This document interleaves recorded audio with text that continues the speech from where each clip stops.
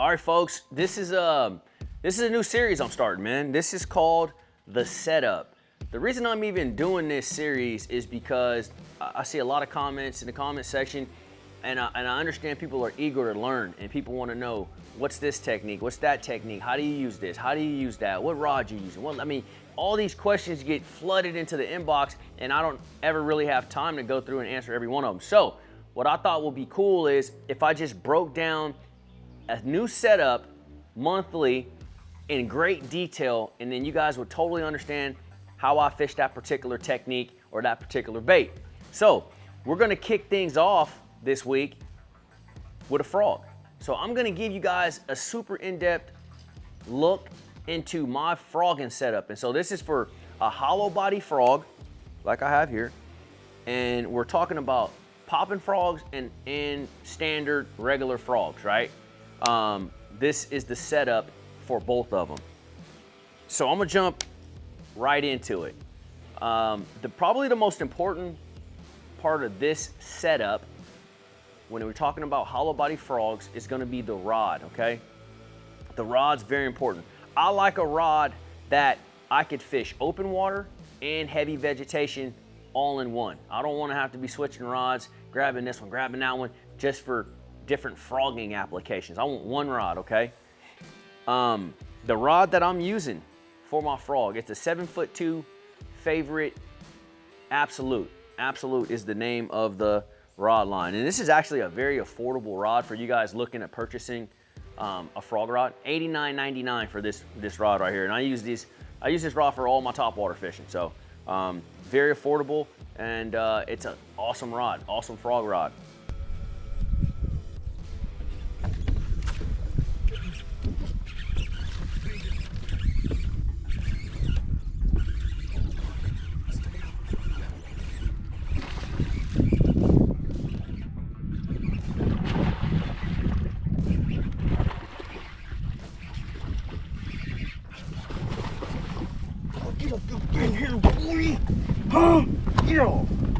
Why the 7'2"? This is a 7'2" medium heavy, so it's not too long. I see some guys, they like flipping sticks, 7'6" and some even longer. Well, if I want to make a roll cast and skip a frog underneath the laydown or a dock, I can't do that with a 7.5-foot rod. And so in my opinion, for my size, my stature, everybody's different, I've found that this 7'2" is a very cast-friendly rod for me. I can make super long casts, bomb it way out there into a mat. I can make very short, accurate roll casts when I'm precisely needing to place that frog somewhere. And so that's why this particular rod is so critical, and that's why I really like the length of this rod, 7'2". As far as the line, I'm 100% exclusive braided line, okay?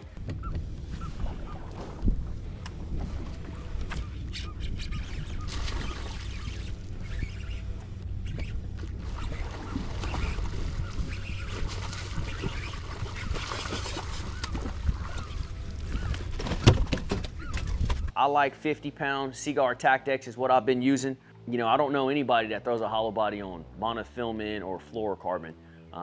It's 100% braid, heavy, beefed up, combat style fishing, all right?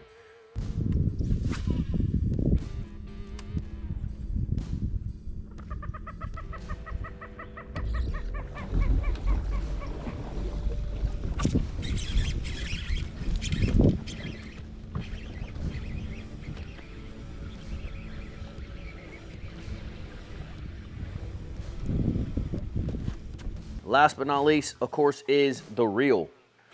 The reel is very important as well. I like a high-speed reel.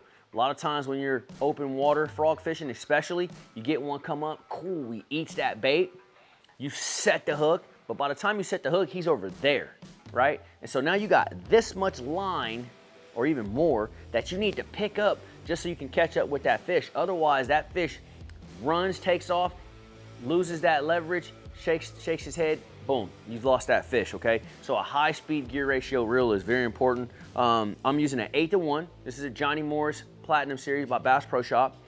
High speed, man. A couple cranks of that handle, I'm right on that fish. I don't care how fast he swims left or right. A couple quick cranks, with the swing of the rod, I got him, all right? So that's pretty much the setup when I'm frog fishing, grass and open water, you know? A great way to catch a lot of big fish. The time is now. It's starting to become summer. Although the frog works before that, you know, it's a great pre-spawn bait when those big females get up there to spawn, before spawn, during the spawn, post-spawn. Frog is just an excellent technique to catch big ones. So, you know, this is just an inside look, once again, on my setup, a small breakdown. I hope you guys learned something from this video. I'll show you guys some clips also in this video of myself fishing a frog so you can understand the cadence, the timing of the hook set, the blow-ups, things like that, some of the nuances of frog fishing, but a great way to catch big ones. The time is now. Summer's right ahead of us. It's about to go down. This is one of my favorite techniques, and if you like bass fishing and you don't like frog blow-ups, you need to seek some help, bro. So this is it, man. The setup, frog fishing, one-on-one with your boy MDJ. Appreciate y'all watching. Drop me a comment. Let me know, and I'll read the comments. Y'all know this. Let me know what's the next setup you want to see. Again, this is a series that's going to go on for a long time because we got a lot of things to cover, but I want to get into the small little nuances that you guys want to know to help you guys become better anglers.